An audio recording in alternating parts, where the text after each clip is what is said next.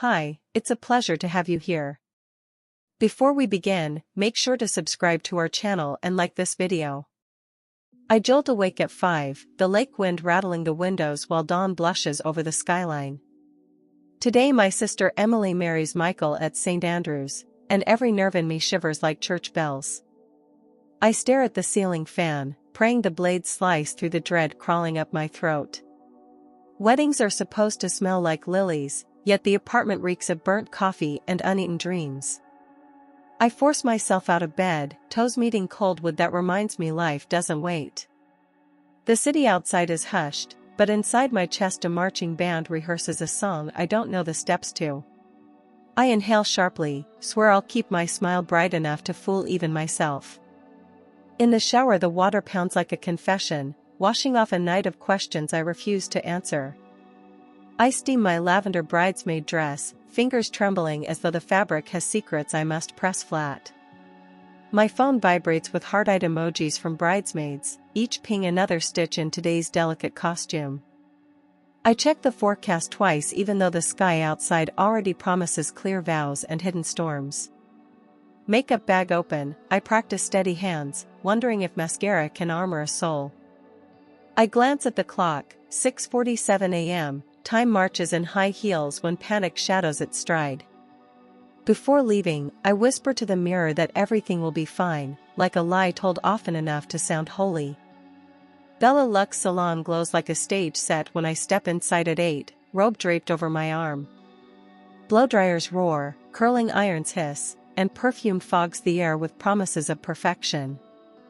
Emily sits throned in a white silk cape, her laughter bright, untouched by the tremors twisting my stomach. The stylist clips a name tag reading "Maid of Honor" onto my robe, as if titles could fix everything. Mirrors multiply our smiles, yet mine feels borrowed, cracked at the edges by unspoken fears. Gossip flutters about honeymoon plans and future babies, words I catch like butterflies only to feel them wilt.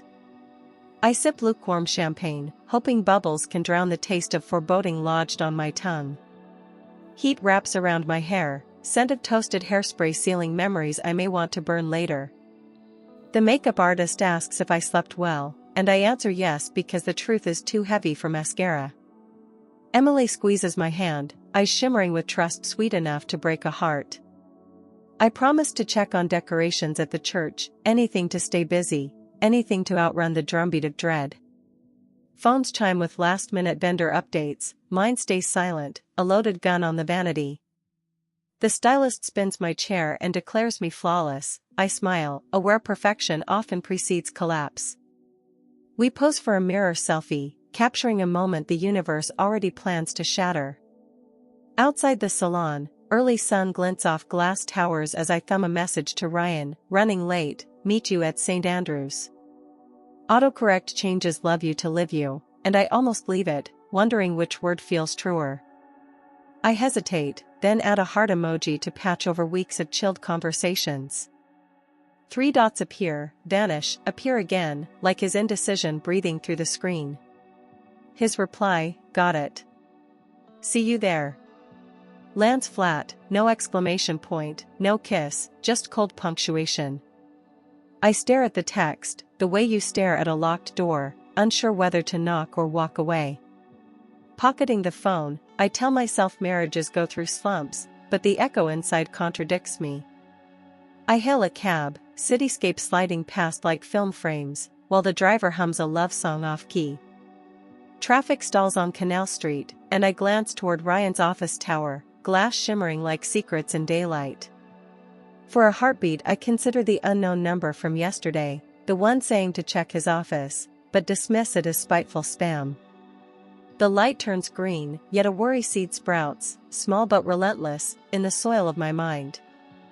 I text Emily a photo of my hair, pretending normal, and she replies with a cascade of pink hearts that feel like trust I'm unworthy of. The cab drops me at the florist to pick up bouquet ribbons, errands are armor, routine my shield. As I step onto the sidewalk, my phone buzzes again, same unknown number, same warning, and the day tilts off its axis. My phone buzzes again, and this time I read the message out loud in a whisper that catches in my throat, skip the wedding. Check Ryan's office on Canal Street, now. My fingers tremble as I reread it, trying to convince myself it's a prank, some cruel joke sent by someone who wants to ruin this day. But something inside me cracks, the kind of crack that doesn't make noise but changes everything. I step aside, heart pounding so loud I can barely hear the traffic around me. My hand stays frozen around the phone while the world keeps moving, unaware that mine has just stopped. I delete the message instinctively, but it stays burned in my memory like a scar I didn't ask for. I tell myself it's paranoia, that Ryan is probably just getting dressed or grabbing breakfast, that everything is normal.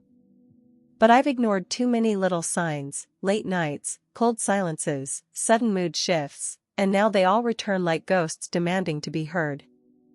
I glance toward Canal Street again, then back at the flower shop, torn between duty and dread.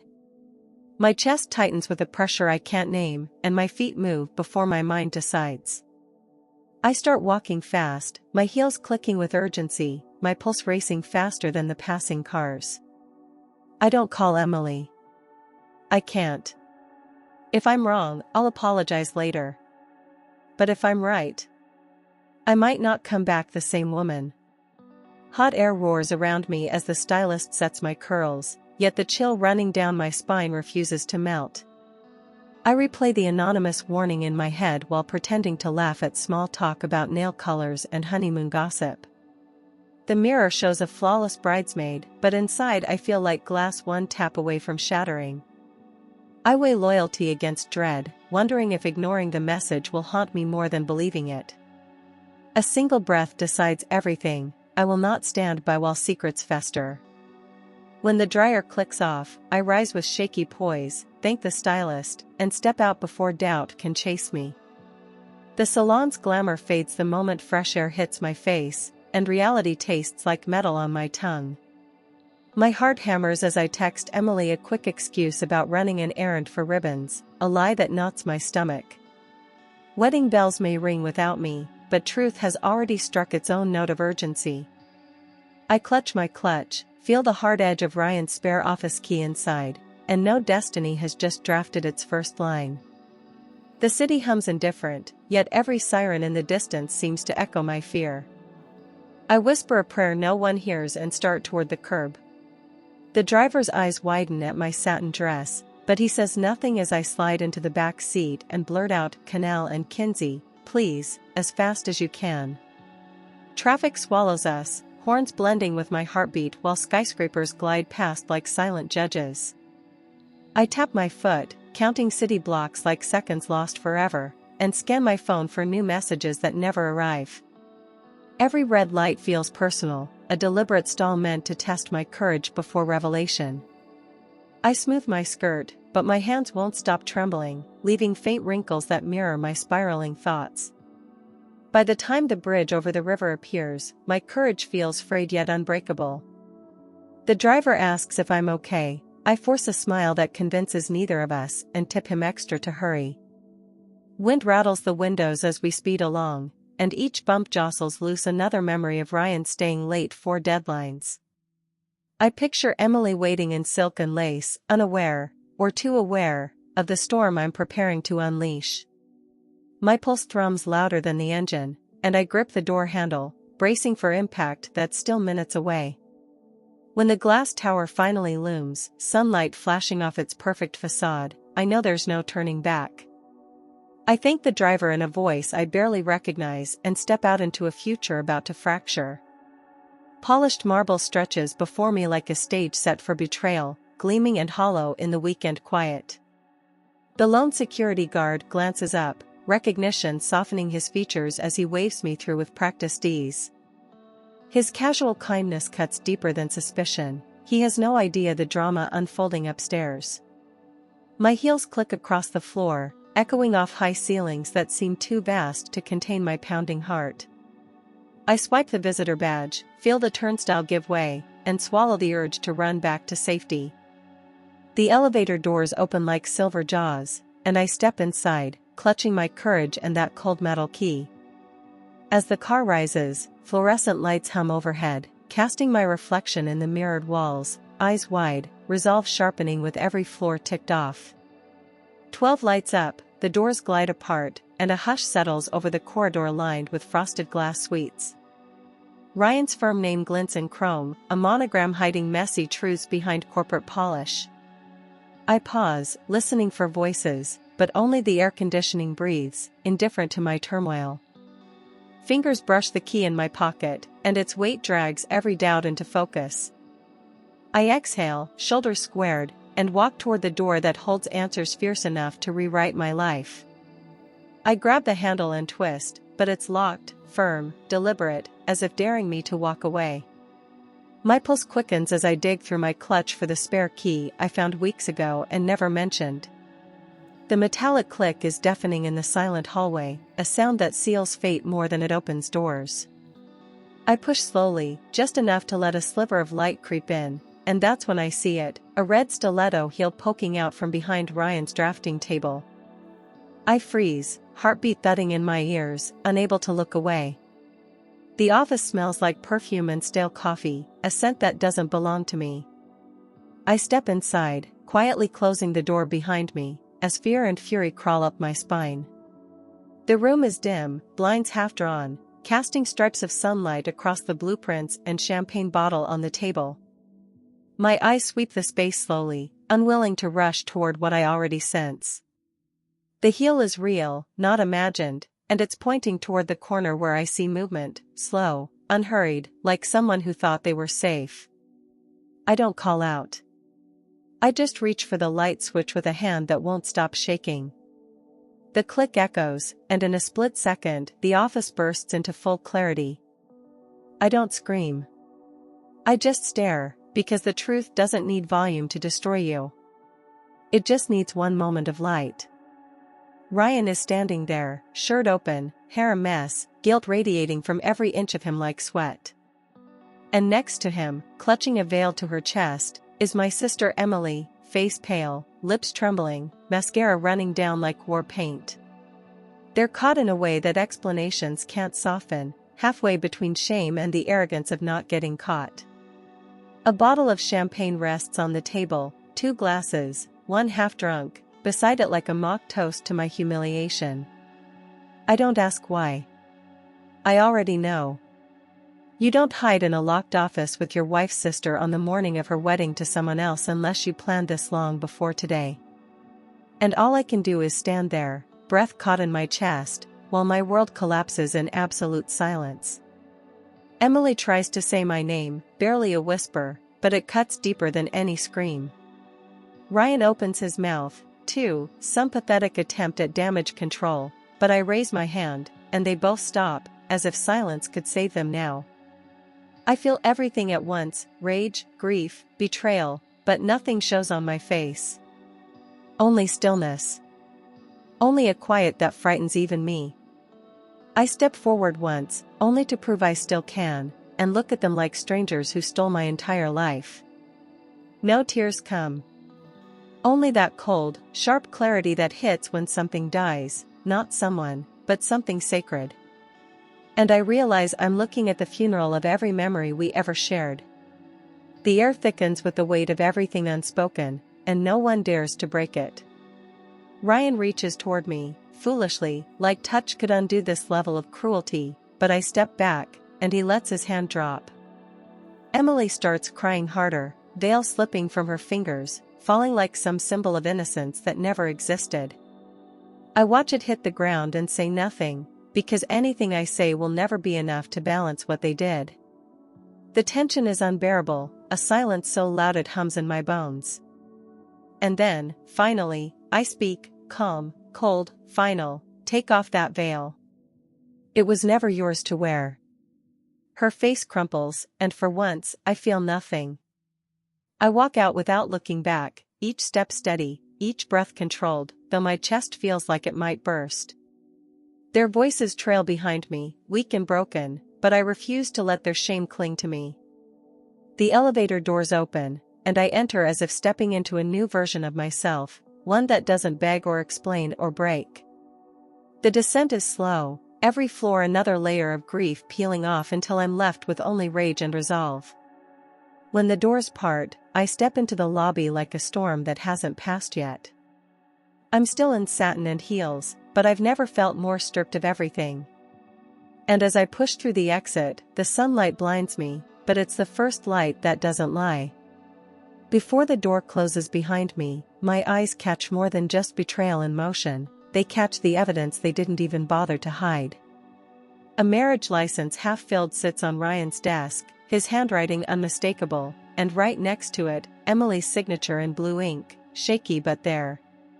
Her wedding dress hangs on a coat rack in the corner like a cruel joke, still zipped in its garment bag, untouched, waiting. The champagne glasses, the bouquet, the matching stationery, they didn't plan to get caught because they never thought I'd be smart enough to check. Every detail screams intention, not impulse. This wasn't a mistake. It was a plan. The office is a museum of their deception, each object another dagger with my name on it. There's lipstick on one glass, a button from Ryan's shirt on the floor, and in the trash, a ribbon that matches the ones I helped pick out for Emily's real bouquet. I scan the room in silence, letting it all sink in, not just what they did, but how long they must have been doing it. I feel stupid for not seeing it, angry for ever trusting them, and hollow where love used to live. There's no explanation that could make this okay, and no apology that could ever touch this level of betrayal. I don't touch a thing. I just memorize the scene like a crime I survived. I don't yell. I don't throw anything. The kind of rage that fills me now is quieter, heavier, more dangerous than screaming. I look at Ryan, then at Emily, and the words pour out low and clear. How long? Was this before the engagement or after? Neither of them answers. Their silence says enough. Emily tries to reach for me, but I step back like her touch is poison. Ryan stammers something about confusion, about not wanting to hurt me, and that's when I snap. Not wanting to hurt me? You chose this. Both of you. My voice doesn't rise, but the fury in it shakes them more than if I'd screamed. You were going to marry him, Emily. You were going to stand in front of everyone and lie. And Ryan, you let me plan her wedding while sleeping with her behind my back. Emily sobs now, her hands over her face, but I don't feel sorry for her. I don't feel anything except disgust and clarity. I walk toward the door without looking at either of them again. My voice follows me out. You don't deserve love. Neither of you. Outside, the sun mocks me with its warmth as I stagger to the curb, dizzy from everything I just witnessed. I don't remember pulling out my phone, but suddenly the Uber app is open and my thumb is shaking as I tap for the same driver. He pulls up fast, eyes wide at the sight of my face, but says nothing. I throw myself into the back seat, slam the door shut, and whisper, "Take me to St. Andrews." Fast. He nods and hits the gas. My hands grip the sides of the seat, knuckles white, stomach turning with every bump in the road. I stare out the window, city blurring past as tears sting my eyes but refuse to fall. My reflection stares back at me, makeup smudged, hair unraveling, heart cracked wide open. Somewhere inside that church, guests are smiling, waiting, thinking a beautiful day is about to begin. They have no idea that everything has already burned. I swipe a trembling hand under my eyes, fixing what little I can before the car screeches to a stop at the church steps. I breathe once, twice, and step out, ready to tell the truth, no matter how much it hurts. When I arrive at the church, everything looks perfect on the outside, white roses draped over the gates, music softly echoing from the courtyard. Guests are starting to gather, taking photos, greeting each other with excitement in their voices and champagne in their hands. My father spots me and waves, clearly confused that I'm alone and ahead of schedule. I pull him aside before he can ask questions, my breath shaking as I whisper, "We need to talk now." His face changes instantly, sensing something is wrong, and together we slip into a side hallway near the sacristy. The organ music swells, echoing down the corridor, but we're in our own bubble now, far from joy and closer to a storm. I take my dad's hands, trying to keep myself steady, and tell him everything, not just what I saw, but how it all unfolded, detail by agonizing detail. He doesn't speak for a long moment, just blinks hard as if trying to push the images from his mind. Then he nods once and says, "Stay here," before walking toward the altar like a soldier heading into battle. I lean against the wall, tears threatening again, and wait for the truth to hit the crowd like thunder. Within minutes, I hear gasps and murmurs ripple through the church like cracks spreading across glass. My mother comes rushing down the hallway, her expression frantic until she sees me standing there alone. I meet her eyes and nod, confirming the nightmare is real, and her knees buckle as she clutches the edge of a pew for support. I move to hold her, but she brushes me off gently, unable to process what she's hearing. A whisper spreads faster than the music, faster than reason: the bride isn't coming. And still, no one knows why, except us. My uncle pulls me aside, questions flying, but I answer none of them, too drained to explain it all again. My mom is now seated, dazed, her hands trembling in her lap as if she's the one who's been betrayed. I sit next to her in silence, letting the weight of the moment settle between us like a coffin that won't close. In the distance, the guests begin to rise, shifting nervously as the ceremony start time comes and goes. My father stands at the pulpit, clearing his throat, preparing to bury a wedding with words instead of vows. I grip the edge of the bench, bracing for the fallout. My father looks out at the crowd, his voice calm but heavy, and says, "Ladies and gentlemen, there will be no wedding today." A collective gasp fills the church, echoing off stained glass and sacred stone as shock ripples through every row. Whispers turn to confusion, confusion to murmurs, and then silence as everyone waits for more. But he doesn't offer details, he simply bows his head and asks for everyone's understanding. It's a kindness, even though the truth is far from kind. Some guests rise to leave, others just sit there stunned, as if the air itself has turned cold. I remain hidden in the side chapel, watching from behind a curtain as the perfect day begins to unravel. The flower girl starts to cry, not understanding why she won't get to walk down the aisle. The officiant fidgets with his notes, unsure whether to stay or pack up his script. The string quartet slowly stops playing, their bows resting silently on strings that no longer carry joy. I want to disappear, but part of me also wants everyone to know exactly what happened. And just when I think the worst is over, the church doors swing open, and Emily walks in. Emily enters with her hair disheveled, veil gone, and eyes swollen from crying, her presence pulling all attention like a lightning strike. She walks slowly down the aisle, not toward the altar, but toward Michael, who stands frozen near the front.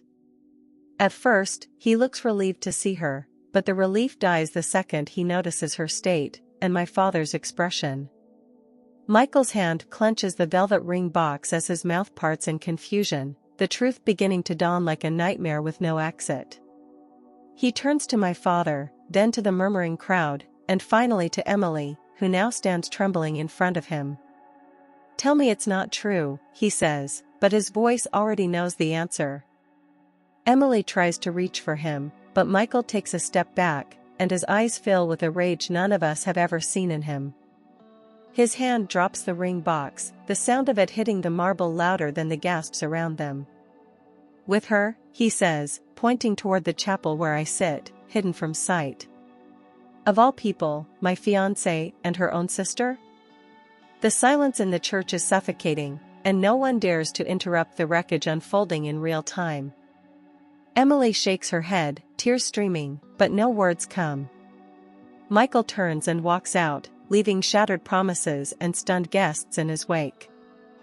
The moment Michael disappears through the heavy church doors, the congregation erupts into whispers, gasps, and shocked glances. Some guests rise immediately, heading for the exits, unwilling to stay in a place that now feels cursed. Others remain seated, too stunned or too nosy to move, hoping for more details. Phones are already out, screens lighting up as people begin to text, call, and scroll through social media for answers. The drama spreads like wildfire, and the name Emily starts trending before she even leaves the building. I stay hidden, watching it all unfold, detached and numb. The church no longer feels sacred, only hollow and exposed, filled with judgment instead of grace. My father returns to the pulpit and thanks everyone for coming, asking for discretion, though we both know that's useless now. My mother finally breaks down completely, her sobs echoing as relatives guide her out in silence. Emily remains standing in the center aisle, paralyzed, surrounded by the wreckage of her own decisions. Some guests give her cruel glances, others pitying ones, but no one reaches out to her. She's alone in every possible way, and Ryan is nowhere to be seen. Hours later, after the church has emptied and the floral arrangements lie abandoned, Emily tries to speak to me outside near the side entrance. She looks wrecked, makeup ruined, hair undone, her dress wrinkled like a costume left too long on the floor. I don't say a word. I just look at her, and whatever she hoped to explain dies in her throat. She starts to cry again, muttering that she didn't mean for any of this to happen, that it was a mistake, that she was confused. But I see none of the sister I once loved standing in front of me, only a stranger who burned everything down. I turn away without responding, and that silence wounds her more than anything I could have said. Ryan appears minutes later, sunglasses hiding his face, trying to pull her toward the car while avoiding everyone's stares. People whisper as they pass, some even pulling out their phones to snap photos, and Emily shrinks beside him like a shadow. As they drive off, I feel a strange emptiness, not triumph, not justice, just loss. This wasn't just about a wedding ending. It was about a lifetime of trust gone in a single day. And in that moment, I finally understand what it means to lose everything at once. 2 days later, the headlines start flooding in, blogs, tabloids, even a local news outlet picks up the story. The once respected architecture firm where Ryan worked releases a carefully worded statement about inappropriate personal conduct and announces his immediate suspension. The article spreads fast, dragging Ryan's name into online forums and group chats like wildfire in dry grass. Clients begin to distance themselves, dropping comments under the firm's posts about ethics and betrayal. My phone lights up nonstop with messages I don't answer, some from reporters, others from people pretending to care. I stay quiet, letting the world say what I no longer need to explain. In private, Ryan tries to do damage control, sending emails I delete without opening and voicemails I never play. He says he wants to talk, to fix things, but there's nothing left to salvage. Meanwhile, Emily disappears from social media completely, her account scrubbed clean, her photos vanishing like she never existed. Friends from our childhood send shocked messages, some apologizing for not noticing anything sooner. I don't reply. Not because I'm angry, but because I'm exhausted. The truth is, the noise outside is finally louder than the pain inside, and I let it drown everything out. A week later, Michael's family files a lawsuit against the wedding venue for non-refundable expenses, citing emotional distress and contract breach. But it doesn't stop there. They also take legal action against Ryan for fraud and emotional damages, dragging his name into legal documents that feel like sharp, cold justice. Lawyers start calling me for statements, and I give mine calmly, clearly, without rage, just truth. The case picks up attention, not just for the betrayal, but because of how public and devastating it became. For once, Ryan can't talk his way out of the consequences. The world is watching, and this time, there's no hiding behind charm or connections. Michael remains silent through it all, his family speaking on his behalf with carefully worded press releases. I hear from mutual friends that he's heartbroken but focusing on work, trying to rebuild. I respect that. We don't talk, but I think about him often, hoping he's healing in ways I can't see. Meanwhile, Emily stays hidden, no longer showing up to her job or replying to anyone who still tries. The legal weight crushes everything they built in secret. It's ironic how quickly love built on lies collapses when exposed to the light. By the end of the month, Emily resigns from her marketing job without notice, leaving behind nothing but a half-empty desk and silence. I hear from a former colleague of hers that no one said goodbye, not out of cruelty, but because they didn't know how to face her. The friends she once traveled with, laughed with, and planned bridal showers with slowly disappear from her life. Group chats go quiet. Invitations stop. No one wants to be the one to ask her how she could do what she did. And Emily, once the center of every room, is now a ghost wandering the edges. She tries reaching out to me through email, one short message that simply says, "I'm sorry. I miss you." I stare at it for a long time, hovering over the reply button, but my hands won't move. There's nothing left to say that hasn't already been destroyed. I don't delete it. I just archive it, tucking it away like a photograph of someone I used to know. She might be my sister by blood, but betrayal rewrote the terms of our relationship. And no apology, no matter how sincere, can undo what she chose to do with open eyes. Ryan tries to rebuild his professional life, but every door he knocks on seems to close before he even finishes his sentence. Word spreads fast in the industry, and no one wants the scandal attached to their brand or reputation.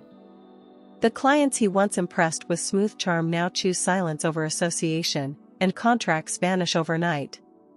His emails go unanswered, his calendar dries up, and the condo we once dreamed of owning together starts slipping behind unpaid mortgage notices. He moves out quietly, leaving behind designer suits and a bitter scent of desperation that even I can still smell. I hear through a former colleague of his that he's crashing on couches, rotating between friends who still pity him enough to open their doors. Some say he drinks more now, others whisper about late-night calls to people who stopped answering weeks ago. His spiral is slow, painful, and completely of his own making. There's no joy in watching it happen, only a numb kind of closure. He once thought he could have everything: success, admiration, love on his terms. But even the most well-crafted image can't survive when it's built on betrayal. In the months that follow, I start therapy, not because I want to, but because I have no idea what else to do with all the noise inside me. The first few sessions are quiet, filled with pauses and long silences I'm not brave enough to fill yet. But slowly, the words begin to come, spilling out like broken pieces I no longer have to hide. I talk about the wedding, the betrayal, the ache of watching my family unravel, and the guilt that still clings to me like smoke. My therapist listens without judgment, and for the first time, I don't feel crazy for how much it still hurts. At night, instead of crying on the bathroom floor, I start studying again, diving back into my MBA program one assignment at a time. The textbooks become a lifeline, a way to focus on something that doesn't lie or leave. I stop avoiding the mirror. I start eating breakfast again. Healing isn't fast, and it's never clean, but it comes in small, quiet victories. I realize I don't want to erase the past, I just want to stop letting it define who I am now. And for the first time, I believe I might actually be able to get there. 6 months later, I get an email from a recruiter in Seattle looking for an operations manager at a growing tech company. I hesitate at first, unsure if I'm ready to leave everything behind, but the idea of a fresh start in a new city begins to bloom like hope. After 3 interviews and 1 long weekend of soul-searching, I accept the offer. I pack 2 suitcases, ship the rest, and say goodbye to a skyline that watched me break. Chicago gave me memories I didn't ask for, but Seattle offers space I haven't earned yet. When I land, the air feels different, cooler, sharper, filled with the possibility of becoming someone else. My new apartment is small but full of light, and for the first time in years, the silence inside feels peaceful, not empty. My team welcomes me warmly, no one asking about my past, just treating me as someone worth trusting. I walk to work, breathe in the salt air, and begin building a new life brick by brick. It's not glamorous, but it's mine. And after everything, that's more than enough. A year passes before I hear anything real about Michael, and when I do, it comes through a mutual friend who sends me a photo. He's smiling beside a woman in scrubs, her arm around his waist, standing at a charity run for children's cancer. Her name is Lauren, a pediatric nurse with eyes that seem kind, and I feel something strange, not jealousy, but peace. Michael looks healthier, stronger, like someone who finally put the past to rest and allowed happiness to grow again. I stare at the photo for a long time, grateful he found someone who didn't carry the weight of betrayal behind her smile. He deserves that. They marry quietly in Napa, no grand spectacle, no public drama, just vows spoken beneath soft skies and vineyards. I don't attend, and I wasn't invited, but I wouldn't have gone even if I had been. Not out of resentment, but because this chapter was never mine to write. Their wedding is a symbol of recovery, not erasure, and it reminds me that good things can still bloom after ruin. I wish them well in silence, holding no bitterness, only the kind of distant blessing you give someone you once hurt for all the right reasons. Love, when honest, doesn't always need to be yours to be beautiful.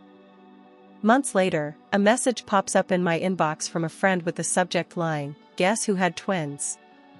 I open it to see Michael and Lauren, both glowing, each holding a tiny bundled newborn, surrounded by pastel balloons and handwritten signs that read, "Double the love." My heart stings in the most unexpected way, not from loss, but from witnessing something that could have been mine in another life. But this life is his now, and he's living it with a kind of grace that humbles me. I smile, genuinely, and reply to the message with 3 words that surprise even me: "They're absolutely perfect." That photo becomes one I never delete, not because I cling to the past, but because it reminds me of what's possible after devastation. These babies, new and innocent, represent healing I'll never fully see but can still honor. I don't tell anyone how often I look at that image when days get hard or how it gives me hope when my own loneliness creeps in. Sometimes, closure doesn't come from confrontation, it comes from watching someone you once loved find joy and choosing to be happy for them anyway. That's a different kind of strength, one I never knew I had until now. Back in Chicago, Ryan's name fades from articles, headlines, and social feeds, replaced by newer scandals and fresher gossip. But I hear through someone that his credit finally collapsed, and the condo went into foreclosure months ago. With nowhere stable to land, he starts couch surfing, relying on people who still feel sorry enough not to close their doors completely. His resume, once golden, is now stained with questions no one wants to ask, and no firm wants to be the one to take a chance. Emily, still clinging to what's left of their relationship, works temp jobs to keep them afloat, barely. They move often, never staying long enough to unpack completely, always running from something that won't stop following them. The spark they shared behind my back has now turned into smoke, no fire, no warmth, only the cold remnants of choices made in secrecy. I don't feel sorry for them, but I don't feel triumphant either. What they built collapsed under the weight of their own decisions, and that truth needs no revenge. Watching them fall apart slowly, quietly, invisibly is proof that not every punishment needs to be loud. Sometimes, life simply takes care of justice in silence. Emily sends another email months later, longer this time, filled with reflections, regrets, and promises that sound more like apologies to herself than to me. She writes about therapy, about sleepless nights, about wondering how she let everything spiral so far out of control. She tells me she misses the way we used to laugh in the kitchen as kids, how I always cut the crust off her sandwiches, how she wishes she could go back. I read it 3 times, slowly, carefully, letting each sentence land where it may, but I still don't reply. Some wounds don't bleed anymore, but that doesn't mean they've healed. I archive the message and move on, quietly, just like she taught me to. In therapy, I talk about forgiveness, not for her, but for myself. I realize that I've been holding on to guilt that was never mine to carry, trying to make sense of someone else's choices. So I let go, not in a dramatic moment, but piece by piece, until I can breathe without resentment living in my lungs. Emily and I remain strangers, bonded only by shared blood and fractured memory. I don't hate her. I just no longer recognize the version of her that betrayed me. And in that distance, I finally find peace. The morning of the Seattle Rock and Roll Marathon is cold and gray, but I don't mind. I've trained for this for months. I tie my shoes with steady hands, pin my number to my shirt, and stand in the crowd feeling more alive than I have in years. As the race begins, I run not to escape the past but to honor the version of myself that kept going when everything fell apart. Every mile feels like a goodbye to something I no longer need: anger, shame, the girl who begged for answers. I run with music in my ears, wind in my face, and no one waiting for me at the finish line. And still, I run. By mile 26, my legs are screaming, but I refuse to stop, not when I've already come so far. As I cross the finish line, a wave of emotion crashes over me, not sadness, not pride, just release. I cry, alone in a sea of strangers, but it's not a broken cry. It's one of arrival. Of finally being free from the shadows of other people's choices. I take the medal, place it over my head, and whisper to myself, "You did it." And for the first time in years, I believe it. 3 months after the marathon, I attend a rooftop barbecue hosted by a coworker who insists I need to meet people again. I go out of politeness, not expectation, and spend the first hour sipping soda and avoiding small talk. Then someone laughs behind me, warm and honest, and I turn to see a man flipping burgers with the kind of ease that only comes from living without pretense. His name is Ethan, a widowed high school teacher with quiet eyes and gentle humor. We talk about books, not heartbreak, about hiking trails, not old wounds. By the end of the night, I find myself smiling for real, not because I have to, but because I want to. Ethan doesn't ask about my past, and I don't offer it. We exchange numbers and part with no promises, just a shared understanding that something steady has begun. Our first few dates are simple: coffee shops, bookstores, quiet walks. And with each one, I realize I'm not falling in love, I'm growing toward it. Not the urgent, burning kind I once mistook for passion, but something slower, deeper, safer.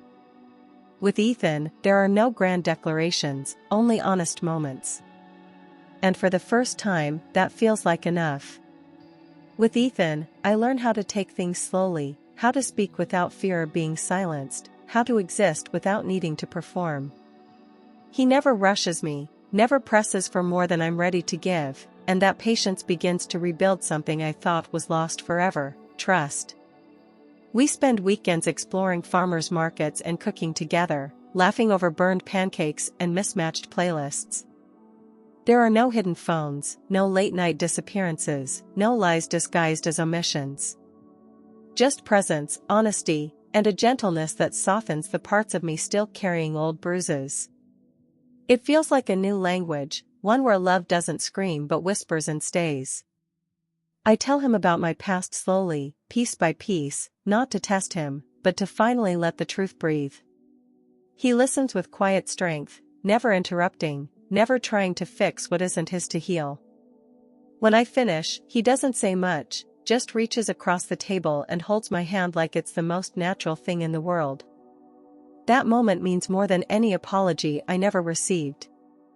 It reminds me that healing isn't linear, and love doesn't erase pain, it simply doesn't run from it.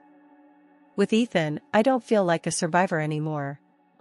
I feel like a woman choosing something healthy for the first time.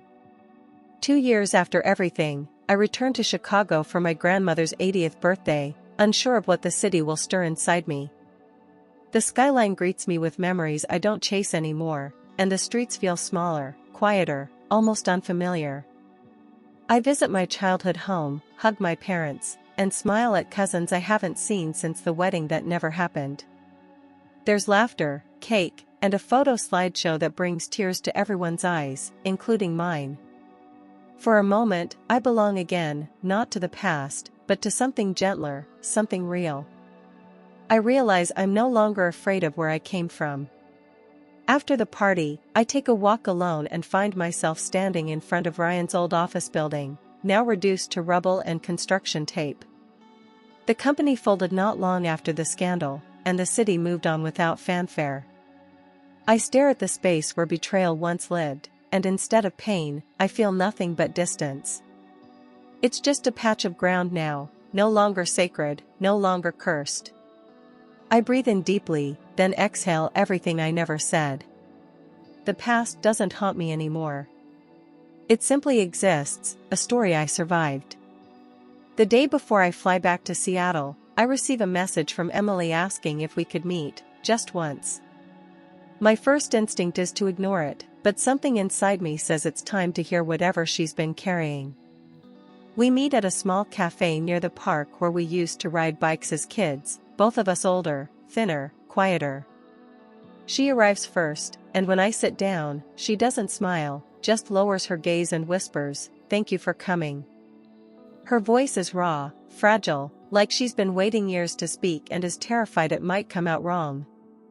I don't interrupt. I let her begin. She tells me Ryan left a year ago. After the debt, the fights, the shame became too much.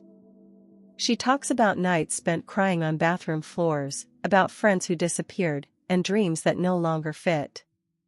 Her hands shake as she admits what I already knew. She never stopped regretting it, not even for a second. I listen quietly, not out of sympathy, but because it feels right to witness the truth. When she finishes, she asks for forgiveness, not to reconnect, but to release the weight she's been dragging for too long. And for the first time, I nod. Not for her, but for me. I leave the cafe feeling lighter, not because anything has been fixed, but because I no longer carry the bitterness that once consumed me. Forgiveness doesn't mean forgetting, and it certainly doesn't mean inviting someone back into your life, it just means choosing peace over poison. Emily and I part without promises, without hugs or follow-ups, just a quiet understanding that we'll never be what we were. And that's okay. I gave her what she asked for, not because she deserved it, but because I deserved freedom from the past. Sometimes, the most powerful closure comes without dramatic endings. Back at my hotel, I look out at the Chicago skyline one last time and realize I don't need this place to mean anything anymore. It was once the backdrop of betrayal, of heartache, of lessons learned the hardest way. Now, it's just a city, busy, indifferent, and no longer mine. I pack my bags with no tears, no hesitation, only gratitude for the woman who came here and the stronger one who's leaving. Forgiveness is not about reunion. It's about reclaiming yourself. 6 months after that trip, Ethan invites me on a weekend hike to Mount Rainier, just the two of us and a tent we barely know how to pitch. We laugh the entire drive, sharing stories, snacks, and the kind of quiet that feels full instead of empty. At the summit, the air is thin, the sky impossibly wide, and the view stretches farther than my fears ever did.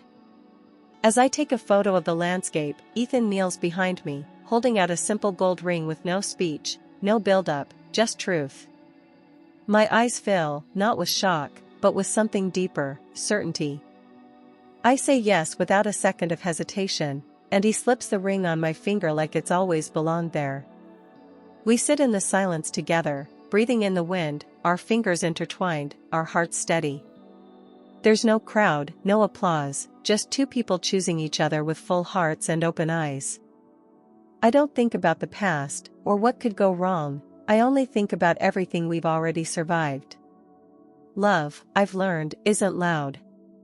It's consistent. And in that quiet place, beneath a sky too wide to feel trapped, I say yes to the life I finally deserve. We buy a little craftsman house just outside Seattle, nothing fancy, but full of sunlight and the scent of fresh pine. Ethan plants apple trees in the backyard while I paint the kitchen walls yellow, laughing when the color ends up brighter than expected. Every weekend we add something small, a garden bed, new curtains, a shelf made from driftwood found on the beach. The house grows with us, not as a monument to the past, but as a living promise to everything ahead. There's no pressure to be perfect, only to be present. And that, I've found, is enough. We host quiet dinners, watch storms roll in from the porch, and fall asleep with the windows open and the future breathing gently around us.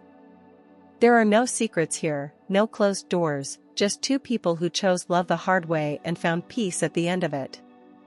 Sometimes I wake up still expecting to feel that old ache, but all I find is Ethan's hand in mine and the soft hum of a home that loves me back. We didn't build a life on what was left over, we started from scratch.